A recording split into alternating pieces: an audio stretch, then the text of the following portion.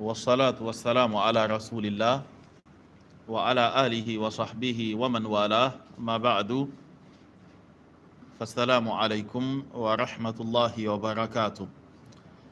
Nous continuons donc avec le cours de Al-Usul al-Thalathatu.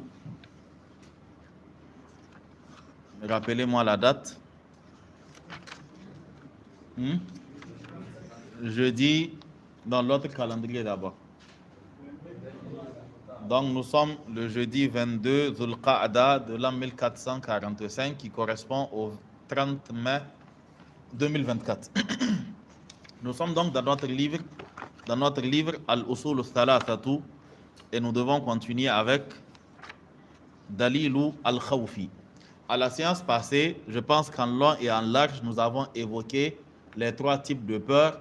Il s'agissait de Al-Khawf al-Tabi'i, la peur naturelle, Al-Khawf al-Muharram, la peur interdite, et Khawf al-Sir, la peur cachée. Okay? La peur qui revient à attribuer à autre qu'Allah subhanahu wa ta'ala la capacité de tuer, de nuire, d'enrichir, d'appauvrir ou autre. Okay? Et donc, de ce fait, on craint de manière irrationnelle ces personnes-là. Donc, c'était ce qu'on avait expliqué la fois passée et on n'avait pas lu ce verset-là. Donc, il nous dit wa dalilul khawfi, l'argument montrant que la peur est une adoration et que la vouer à autre qu'Allah est un shirk, c'est qawluhu ta'ala, la parole d'Allah subhanahu wa ta'ala.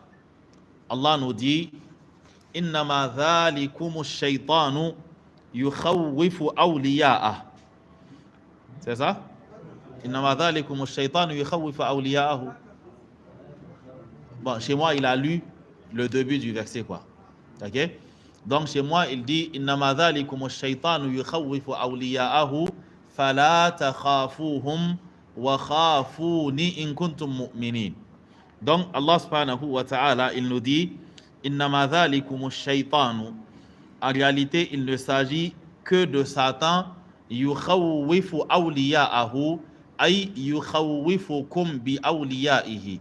Il ne s'agit que de Satan qui veut vous pousser à craindre ses alliés. Ok?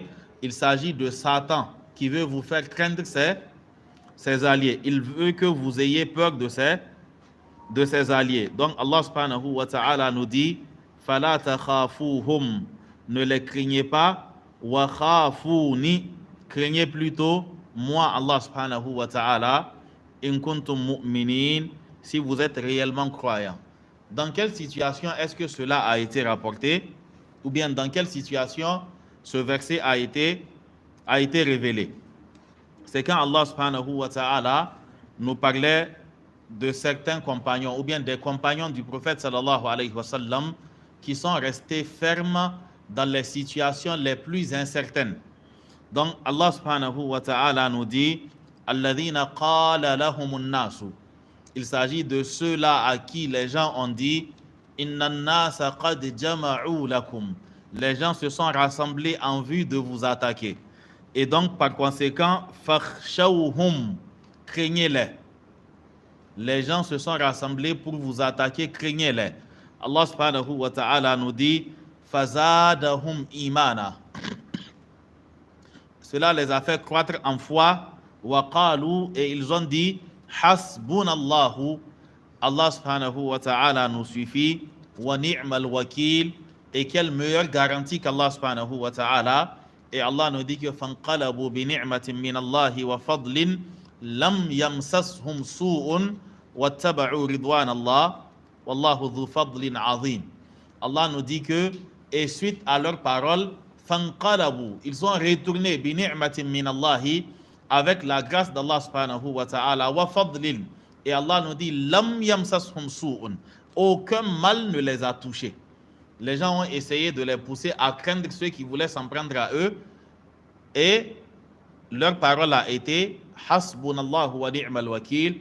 Allah nous dit qu'ils sont retournés chez eux avec la grâce d'Allah et que lam yamsashum su, ils n'ont été touchés par aucun mal. Wattaba'u ridwan Allah, Et wallahu dhu fadlin azim. Et Allah nous dit que innama dhalikum shaytanu. Il ne s'agit en réalité que de Satan. Yukhawwifu awliya'ahu. Ay yukhawwifukum bi awliya'ihi. Il ne s'agit que de Satan qui veut vous pousser à craindre ses suppôts, ses alliés. Fala takhafuhum. Ne les craignez pas. Wa khafuni, mais craignez-moi in kuntum mu'minin, si vous êtes réellement croyants. Donc, à travers ce verset, on comprend que le fait même de pousser les musulmans à craindre autre qu'Allah subhanahu wa ta'ala, ok, c'est qu'on al-irjaf, quand Allah parle de wal murjifuna fil madina, ceux qui sont là à chaque fois pour comment on dit ça, pour inquiéter les gens, ok, pour faire peur aux musulmans, pour pousser les musulmans au désespoir ou encore à la conclusion que nous ne pouvons rien faire, on est déjà vaincus. Ils ont telle chose et telle chose et telle chose et nous on n'a rien. Qui vous a dit qu'on n'a rien? In yansurkumullahu fala ghaliba lakum wa in yakhdhulkum faman dha alladhi yansurukum min ba'di. Allah subhanahu wa ta'ala nous dit que in yansurkumullahu, si Allah vous soutient, fala ghaliba lakum, alors il n'y a personne pour vous vaincre. Wa in yakhdhulkum, et si Allah vous abandonne, la conséquence c'est quoi? Faman dhal ladhi yansurukum min ba'di, qui pourra vous secourir après Allah? Si Allah vous abandonne, c'est que vous êtes terminé. Donc Allah subhanahu wa ta'ala nous dit, ne les craignez pas, mais plutôt craignez-moi. Wa khafuni, dans khafuni nous avons le nun al-wiqaya, ok, qui s'interpose donc entre le ya al-mutakallim et le fi'l. Et nous avons le ya al-mutakallim alladhi yajuzu hadfuha, donc dont la suppression est autorisée même dans le parler. Ok? Donc ici nous avons wa khafuni wa asluhu wa khafuni, et craignez-moi in kuntum mu'minin, si vous êtes réellement croyants. Ici allaqa Allahu khawfahu bil imani bihi. Allah subhanahu wa ta'ala a rattaché le fait de le craindre au fait de croire en lui. Wa khafuni in kuntum mu'minin. Craignez-moi si vous êtes croyants. Ok? Craignez-moi si vous êtes croyants. Donc, si vous êtes croyants, c'est moi que vous devez craindre. Donc, ici, ça concerne les trois types de crainte que nous avons vus. La peur, comment on appelle ça? Khawf al-tabi'i, qui est déjà autorisé, c'est naturel. Mais l'interdiction concerne fala takhafuhum, ça concerne al-khawf al-muharram, et pire encore si ça atteint le niveau de khawf al-sir, alors que c'est encore plus interdit parce que là c'est carrément du shirk. Non. Donc on avait déjà parlé de tous ces points-là. Non. Quel est l'objectif de Satan en poussant le musulman à le craindre ou en poussant l'homme à le craindre? Son objectif, c'est le mettre dans une situation de désespoir et ensuite maintenant tirer profit de ce désespoir. C'est-à-dire qu'il lui fait comprendre que la situation, elle est désespérée. Et donc la solution reviendrait à chercher assistance auprès de lui, Satan, ou encore auprès de ses suppôts.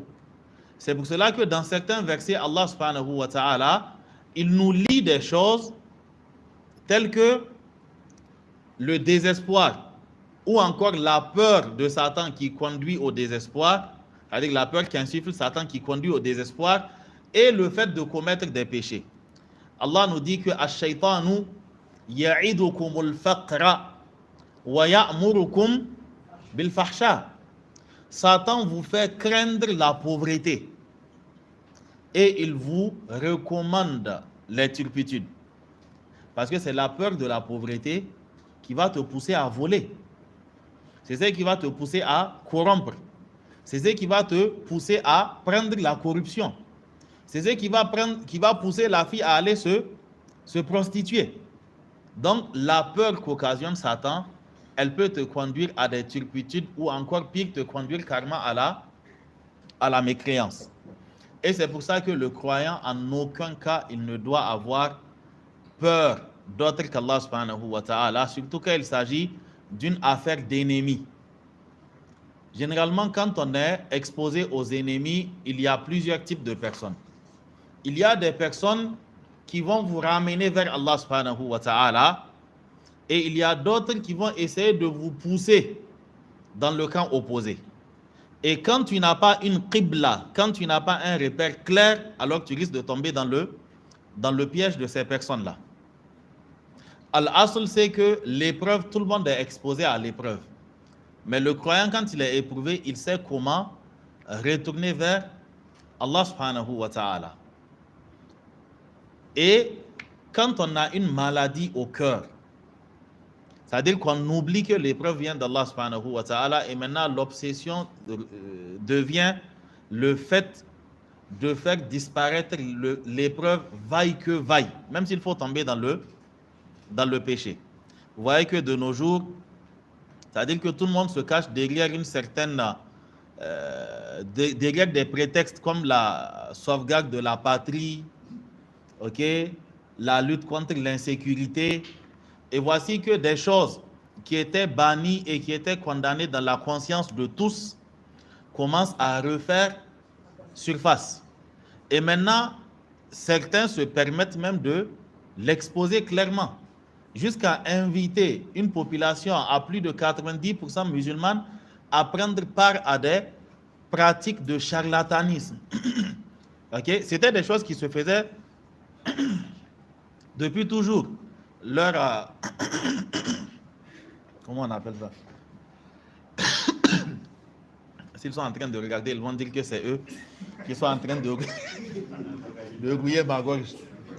Ok? Ok? Non. Donc, leur affaire de Yenando. Ok? Cette affaire de Yenandi, ça se faisait depuis toujours.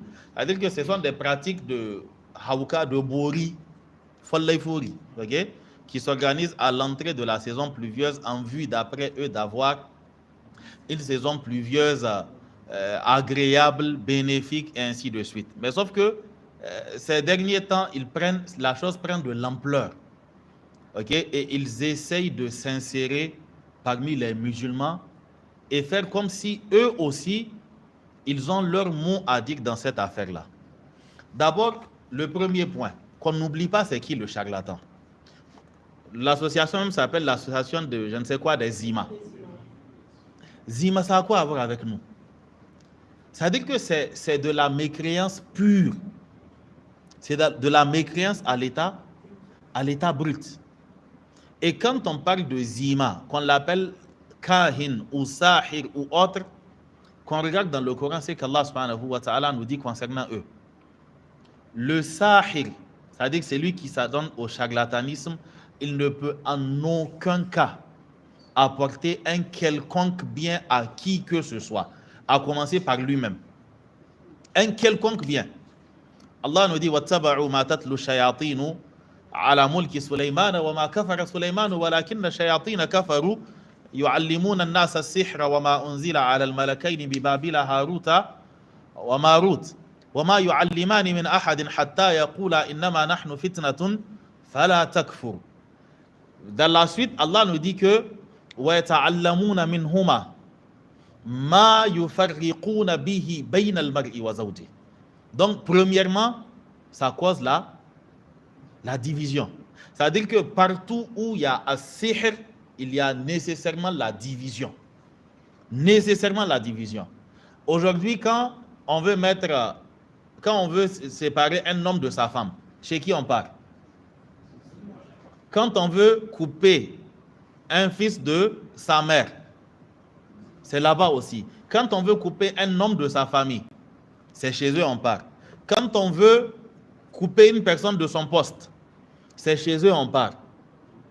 Et c'est ceux-là qui vont apporter du bien? En aucun cas ce n'est possible. Aujourd'hui, quand il y a des pratiques quand les gens disparaissent là, et qu'on pratique souvent sur eux des rituels, qui fait ça? C'est eux. Donc, c'est eux qui causent ces mots-là, et c'est eux qui parlent encore de prier pour le... S'ils prient même pour le pays, c'est que le pays est foutu, quoi. Ok? Ça veut dire que ceux-là, ils n'ont qu'à garder. Ça veut dire qu'ils n'ont qu'à prier pour eux-mêmes. Je ne sais pas pour qui ils vont prier, mais nous, ils n'ont qu'à nous mettre de côté, quoi. C'est une question de lakum dinukum waliya din. Ok? On n'a rien en commun. On n'a rien en commun. Donc, ces pratiques auxquelles il s'adonne, c'est de la mécréance. Et le musulman, quand il se rend dans ces actes de lieu, il a posé aussi un acte de mécréance. S'il contribue à cela aussi, il a contribué à un acte de mécréance. Nous avons vu le hadith, La'anallahu man dhabaha li ghayrillah. Allah peut te mettre en enfer juste parce que tu as immolé une mouche pour autre que lui. On n'est pas allé une mouche. Tu immoles une mouche pour autre que lui, Allah peut te mettre en enfer parce que l'immolation, c'est son droit. C'est pour lui seulement qu'on verse le sang. C'est en son nom seulement qu'on fait cela. Donc que les musulmans prennent conscience que cela ne les concerne pas. Et en plus de cela, dans le même verset, le verset qu'on a lu, avant cela, Allah subhanahu wa ta'ala nous dit quoi?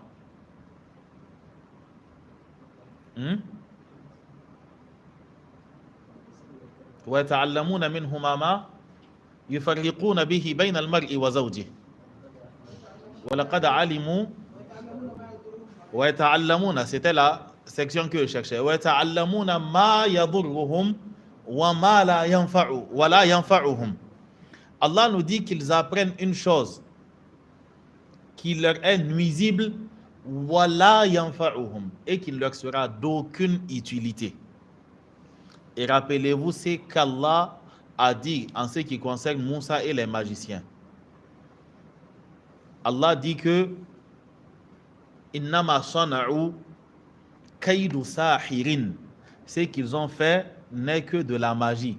Wala yuflihu sahiru haythu ata. Et le sorcier, le magicien, le zima, appelez-le comme vous voulez, wala yuflihu sahiru. Et le sorcier n'aura jamais le succès haythu ata, où qu'il se rende. C'est quelle sécurité ou bien c'est quelle paix ils vont prier? Ils vont prier pour nous. Ça veut dire que nous n'avons pas Allah. Donc, il ne faudrait pas que la situation dans laquelle le pays s'est retrouvé pousse les gens à chercher les solutions de toutes les manières. C'est-à-dire, il est moins grave pour les musulmans de ce pays que le pays se fasse attaquer et que tous ils meurent en étant musulmans et qu'ils rentrent au paradis, qu'on dise qu'ils se sont adonnés à ces pratiques-là et personne ne les a attaqués. Ça n'a aucun sens. Ça veut dire que la vie d'ici-bas, c'est quoi? Ya qawmi innama hadhihi al-hayatu ad-dunya mata' wa inna al-akhirata hiya darul qarar. Comme l'a dit Rajulun mu'minun min ali fir'auna yaktumu imana. Il dit que au peuple, cette vie d'ici-bas n'est que jouissance. Mais la vie dans l'au-delà, c'est elle qui est éternelle. Et puis le musulman, tu as quoi à craindre pour que la peur de la mort te pousse à vendre ta foi, disons. Allah nous dit que wala immuttum aw qutiltum la ila Allahi tuhsharun. Wala in qutiltum fi sabilillahi aw muttum la maghfiratum min Allahi wa rahmatun khayrun mimma yajma'un. Allah dit qu'on vous tue sur le champ de bataille ou que vous mouriez comme on meurt, d'après eux, mort naturelle. Allah dit que dans tous les cas, vous aurez le pardon d'Allah subhanahu wa ta'ala et sa miséricorde qui seront mieux que ce que vous êtes en train d'amasser comme déchets de la vie d'ici-bas. Et Allah dit que vous soyez tués ou que vous mouriez, c'est devant Allah que vous serez ressuscités. Donc, qu'on laisse ces gens-là s'adonner à leurs pratiques, ça ne concerne pas les musulmans. Et qu'aucun musulman, par obligation morale ou autre, ne s'adonne à cela. C'est-à-dire que non, je dois aller parce que... Non, tu ne dois pas aller. Omar ibn al-Khattab, il a demandé au prophète sallallahu alayhi wa sallam si il doit tenir un nadr qu'il a fait, c'est-à-dire d'aller en un lieu précis, quoi. Et maintenant, il demande au prophète, c'est-à-dire qu'il a fait vœu d'aller dans ce lieu-là. Le prophète sallallahu alayhi wa sallam lui a demandé, est-ce que dans ce lieu, les mécréants, est-ce qu'ils tenaient des fêtes, des rituels là-bas? Est-ce qu'ils tenaient des rituels là-bas? Est-ce qu'ils avaient des périodes où ils s'adonnaient à des rituels là-bas? Pourquoi? Parce que si c'est le cas, tu ne peux pas aller là-bas. Si c'est le cas, tu ne peux pas aller en ce lieu-là. Donc, qu'ils fassent des cartes d'invitation, qu'ils disent aux gens de venir, vraiment qu'on ne baisse pas la garde. Déjà, certains musulmans, une situation est arrivée où ils ont dit des propos qui relevaient de la mécréance, mais beaucoup n'ont pas su. Après, sans pour autant rentrer dans les affaires de politique, c'est pas... Quand, après comment on appelle ça? Les sanctions et le problème de coupure d'électricité, là, quand le Nigeria avait coupé son jus, quelque temps après, ceux-là étaient sortis, ils disent qu'ils vont envoyer qui là-bas, qu'ils vont faire quoi, qu'ils vont faire ceci. Et la centrale de Birnin Kebbi avait pris feu. Et il y avait des musulmans qui avaient commencé à dire que Aïdogwa Ankatura Moussou. Da Dogouan, da Gajera Douka, ils sont où ça quand le blanc est venu et puis il nous a... Hein? Ils étaient où ça? Et puis, s'ils peuvent les envoyer là-bas, ils n'ont qu'à les envoyer dans la région des trois frontières là. Ou bien, ils n'ont qu'à les envoyer là-bas, on va voir. Mais ce sont des propos que certains musulmans ont tenus. Aïdogwa Ankatura Moussou. Dogwa, toi musulman, Dogwa. Tu as quoi à voir avec Dogwa? Dogwa là, c'est qui? Des gens se font embobiner par des démons qui sont en train de les faire tourner la tête dans tous les sens. Et puis toi, maintenant, tu crois à ça, au point d'attribuer un événement même à Dogwa. Et tu dis que Dogwa, c'est Dogwa qui est parti faire la chose. Donc, tout cela vient tout simplement du fait que les musulmans ne connaissent pas du tout leur religion, ou encore que souvent, ils ont tellement duré dans l'ignorance qu'ils ont négligé des aspects de la religion qu'on ne néglige pas. C'est-à-dire que cette question-là, elle concerne le socle même de la foi. Ce n'est pas une question, voilà, non, ce n'est pas une question superficielle. C'est le fondement même de la foi que ça concerne. C'est le fondement de la foi que ça concerne. Les musulmans n'ont rien à voir avec ces personnes-là. Rien à voir, aucun lien. وَبَدَا بَيْنَنَا وَبَيْنَكُمُ الْعَدَاوَةُ وَالْبَغْضَاءُ أَبَدًا حَتَّى تُؤْمِنُوا بِاللَّهِ وَحْدَهُ. On n'a aucun lien avec ces personnes-là. Ces pratiques ne nous concernent pas. Et pour toute personne qui a la capacité d'interdire cette pratique-là, elle a l'obligation de le faire. Toute personne qui peut interdire cela a l'obligation de le faire. Et encore plus si la chose touche même au pays. C'est-à-dire que cette pratique, elle sera forcément attribuée au pays si elle doit passer sur les ondes de la chaîne nationale ou autre. Et après, vous savez, le problème c'est quoi? C'est que souvent, des gens arrivent à laver les cerveaux de nos populations qui sont en zone reculée en leur disant que nous, citadins, les gens de Niamey et autres, nous sommes des mécréants. C'est ce qu'ils arrivent à leur faire croire. Ils leur disent que ceux-là sont des mécréants. Ce sont les héritiers des juifs et des chrétiens. C'est quand les juifs et les chrétiens partaient, ils les ont mis là-bas pour qu'ils vous maintiennent encore dans la servitude. C'est ce qui fait que quand vous dites vous avez vu la lune, ils disent que ça ne les regarde pas. Donc, si nous posons ces actes de pratique-là, en réalité, on sera en train de confirmer les hérésies de ceux-là qui les ont embobinés. Et je vous assure que des pratiques telles que le shirk, c'est-à-dire que ça ne va amener que la détresse. Allah nous dit que Daraballahu mathalan qaryatan kanat aminatan mutma'innatan ya'tiha rizquha ragadan min kulli makanin. Allah dit qu'il a cité en parabole le cas d'une cité amina, paisible, mutma'inna, tranquille. Ya'tiha rizquha ragadan min kulli makanin. Et sa subsistance lui vient de toutes parts. Regardez, on a été sous embargo pendant des mois.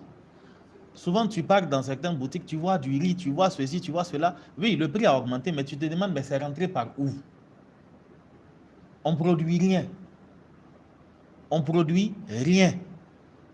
Mais on mangeait. Ça a augmenté peut-être de quelques milliers et ça a mis certaines personnes en difficulté, mais c'était là.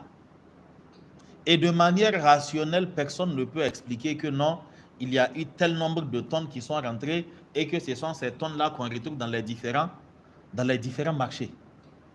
Mais Allah, par sa puissance, il a fait que ce à quoi les gens s'attendaient n'est pas arrivé. Parce que Allah a été avec nous.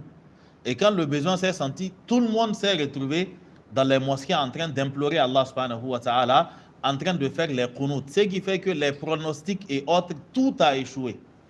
C'est-à-dire que tout ce à quoi les gens s'attendaient, rien de cela n'est arrivé. Comme je l'ai dit, ce n'est pas la question politique, mais là nous sommes en train de parler de l'œuvre d'Allah subhanahu wa ta'ala et de l'attitude que nous devons avoir à l'endroit d'Allah après qu'il nous ait fait cette grâce-là.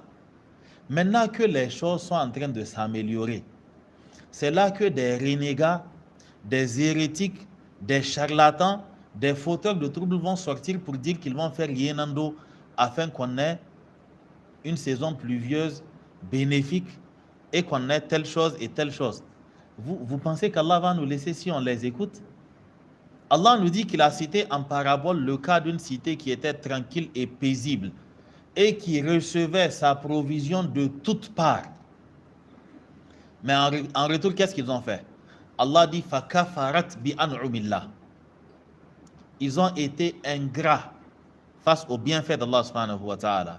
Ils n'ont pas reconnu à Allah ses bienfaits. Et en conséquence, qu'est-ce qu'Allah a fait? فَأَذَاقَهَا اللَّهُ لِبَاسَ الْجُوعِ وَالْخَوْفِ. Allah lui a fait porter à cette cité-là l'habit de la peur et de la faim. Si Allah nous a donné ces bienfaits-là et que nous, on le remercie de cette manière, soyez sûr que c'est ce qui risque de nous atteindre. Allah nous a donné le cas des gens de Saba'a. On retourne dans le cas des gens dans la sourate Saba'a pour voir leur cas, la sourate 34. Allah dit que لَقَدْ كَانَ لِسَبَإٍ فِي مَسْكَنِهِمْ آيَةٌ. Il y a certes dans les demeures des gens de Saba'a des signes de réflexion. جَنَّتَانِ عَنْ يَمِينٍ وَشِمَالٍ. Il y avait deux jardins de part et d'autre de la cité. Et l'ordre qui leur a été donné, c'était une manière de les réjouir. كُلُوا مِنْ رِزْقِ رَبِّكُمْ وَاشْكُرُوا لَهُ. Mangez de ce que votre Seigneur vous a accordé et soyez reconnaissants. Et Allah leur dit baldatun tayyibatun wa rabbun ghafur. Un Seigneur, une ville agréable et un Seigneur pardonneur. Le Jarma dit que on est dans cette situation-là. Mais qu'est-ce que les gens de Saba ont fait? Allah dit fa'a'arabu. Ils se sont détournés. Et là, Allah leur a fait carrément le contraire de tout ce qu'ils avaient. Les jardins ont été transformés en des jardins de jugibier. C'est-à-dire que c'était des épines seulement. L'aisance qu'ils avaient pour voyager, Allah a éloigné les cités. Et Allah les a dispersés. Et ils n'ont jamais plus formé une communauté. Et Allah dit que وَجَعَلْنَاهُمْ أَحَادِيث وَمَزَّقْنَاهُمْ كُلَّ مُمَزَّقٍ. Allah dit nous les avons déchiquetés et éparpillés dans tous les sens. Donc, quand Allah subhanahu wa ta'ala te gratifie et que en retour, tu t'adonnes à des actes comme le shirk, où tu permets cela, en réalité, tu es en train de t'exposer. Donc, qu'on prenne conscience du fait que notre situation jusqu'à présent, elle est encore à envier pour beaucoup de personnes. Okay? Parce que pouvoir tenir debout, les plus grands experts, ceux qui avaient occupé même les postes de responsabilité où l'argent passait, ils ont dit qu'on ne ferait pas. C'est-à-dire que le Niger ne pourra pas tenir un certain temps, un semestre. Bon, nous maintenant, on ne sait pas comment on fait pour payer tout le monde reçoit son salaire. Enfin, je pense. Ou bien, on ne sait pas d'où ça vient. Ça, c'est une grâce d'Allah subhanahu wa ta'ala. Donc, qu'on continue dans notre lancée par l'invocation d'Allah subhanahu wa ta'ala. Allah a préservé le pays pendant toute cette durée-là. Il ne faudrait pas qu'un mauvais pas nous précipite dans une situation qu'on ne maîtrise pas. Parce que je vous assure que le châtiment d'Allah, quand il descend, le problème, c'est que tout le monde se retrouve étourdi. C'est-à-dire que personne ne sait comment on fait. Et quand cette situation se présente, Allah ne répond pas à l'invocation. C'est-à-dire que si tu attends le châtiment d'Allah pour invoquer, Allah nous dit que dans le Coran, il y a eu une seule exception. Illa qawma Yunus. La seule exception, ça a été le cas du peuple de Yunus. C'était les seuls où le châtiment était sur le point de descendre, ils se sont repentis. Mais si tu poses l'action, le châtiment descend, en ce moment, tu ne sais pas ce qui va advenir, quoi. Les ennemis, on en a beaucoup. La Libye est devenue autre chose. Okay? La Syrie et beaucoup d'autres pays musulmans. Il ne faudrait pas que nous aussi, on s'attire la colère d'Allah subhanahu wa ta'ala et qu'on se retrouve dans cette situation ou encore une situation qui serait pire. Qu'Allah subhanahu wa ta'ala nous aide. Ces propos ne rentrent pas dans le cadre de la politique. Et comme vous le savez, généralement, les trucs de politique et autres, on ne parle jamais dessus tant que ce n'est pas le côté religieux qui est touché. Okay? Tant que ce n'est pas le côté religieux qui est touché, on s'abstient. Et là, ce que nous sommes en train de dire, c'est tout simplement faire l'inventaire des bienfaits qu'Allah nous a accordés, sans pour autant prétendre les recenser de manière exhaustive. Ce n'est que certains des bienfaits qu'Allah subhanahu wa ta'ala nous a accordés, et ce ne sont que quelques manifestations de la miséricorde d'Allah subhanahu wa ta'ala envers ce pays. Preuve que la main d'Allah couvre encore ce pays. Donc maintenant, la question c'est comment est-ce que nous allons agir? Le croyant qui était dans le palais de Pharaon, il a posé cette question à Pharaon et à son peuple. Il leur dit que Ya qawmi, lakumul mulkul yawma zahirina fil ard. Faman yansuruna min ba'sillahi in ja'ana. Ô peuple, vous êtes à présent dominants, c'est vous qui dirigez la terre. Mais qui va nous secourir du châtiment d'Allah subhanahu wa ta'ala quand il va descendre sur nous? Qui va nous secourir? C'est-à-dire que si Allah décide d'abandonner le Niger, on a des problèmes. Donc on ne crée même pas les conditions pour que cela arrive et qu'Allah subhanahu wa ta'ala nous préserve. On s'arrête donc sur ces mots-là. Qu'Allah préserve le pays et qu'Allah préserve la population et qu'Allah subhanahu wa ta'ala accorde davantage de clairvoyance aux autorités, qu'Allah bénisse le pays ainsi que les dirigeants. Non.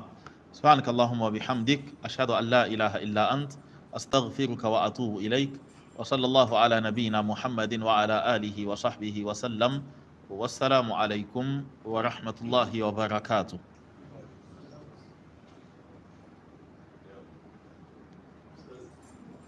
Oui, j'arrive d'abord.